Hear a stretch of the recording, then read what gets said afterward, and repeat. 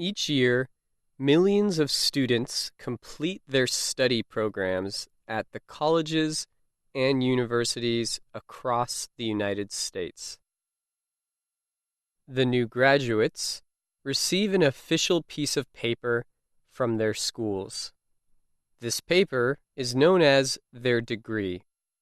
It states what kind of program the student completed and what field they studied. But do all degrees have the same value? And do students from all schools studying the same program do the same amount of work? Do they graduate with the same knowledge and ability? These are all questions that students, parents, politicians, and employers may be asking. These are hard questions to answer, but some are trying to make it easier. The Association of American Colleges and Universities, or AACNU, has developed a system of measuring student learning. The system might change how educational performance is measured.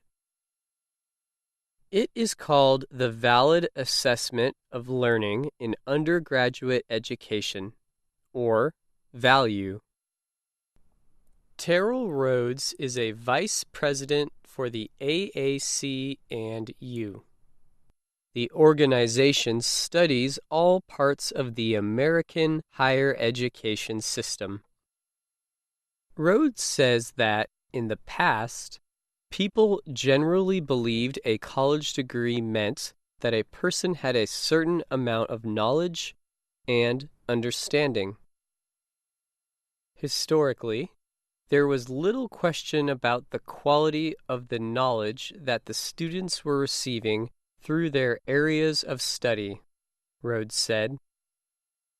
But as the economy became more complex, he continued, more attention was being paid to more scientific approaches in the measurement of learning.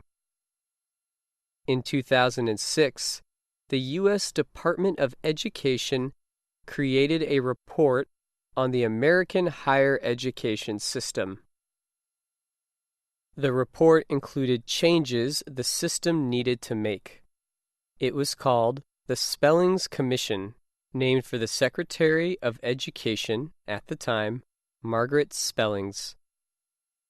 The report said that colleges and universities needed to make it more clear what graduates actually knew and could do beyond what their degrees said. The researchers suggested creating several measuring systems, including different standardized tests. This would make it easier to show how well individual schools educated their students. But Rhodes said there are several problems with this method.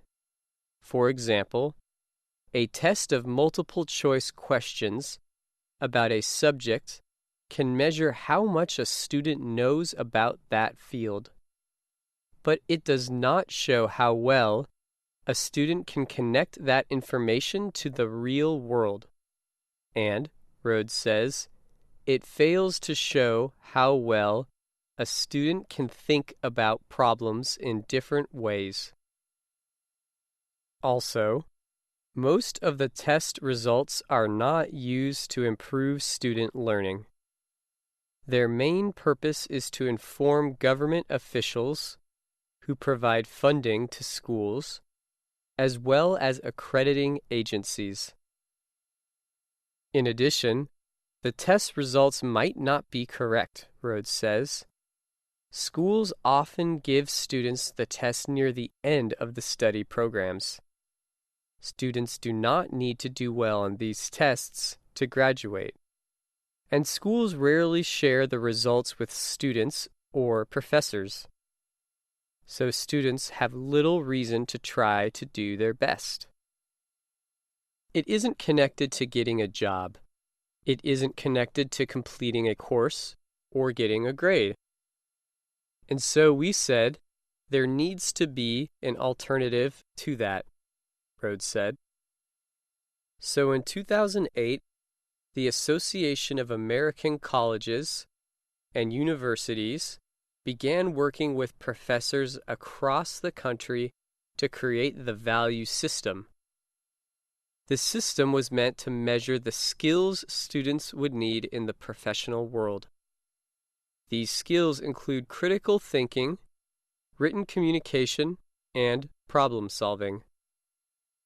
The creators of the value system wanted to explore different parts of these skills. They did not want to simply ask if a student knew the right answer to a given question. To measure critical thinking, for example, the value system examines how well students can explain issues. It also looks at how well students use evidence to explain their thinking. The professors created a rubric, or set of instructions, for each part of each skill. The rubric measures from 1 to 4. 1 represents the most basic ability level a college student should have in that skill. 4 represents the highest ability level. Schools use the rubric to examine projects and other assignments that students are working on. They do this to see how much certain skills are progressing. Since 2015, more than 42,000 representatives from more than 4,200 educational organizations have downloaded the value rubrics from the Internet. Rhodes says the AAC&U hopes schools share information from these assessments with professors and students. Students would then see how well their own skills are improving, and professors could make changes to their classes. Natasha Jankowski is director of the National Institute for Learning Outcomes Assessment. The organization examines tests and assessment in all levels of education. She says the value system is a good way for schools to measure the success of their students. In the past, many schools only gave standardized tests because it was expected of them. But the value system clearly explains what a graduate of a given school has the ability to do, she says. Now our students are in a position to talk about their education differently with employers, she said.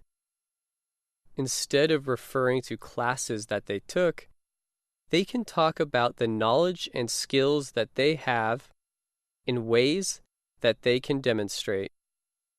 I'm Phil Deerking.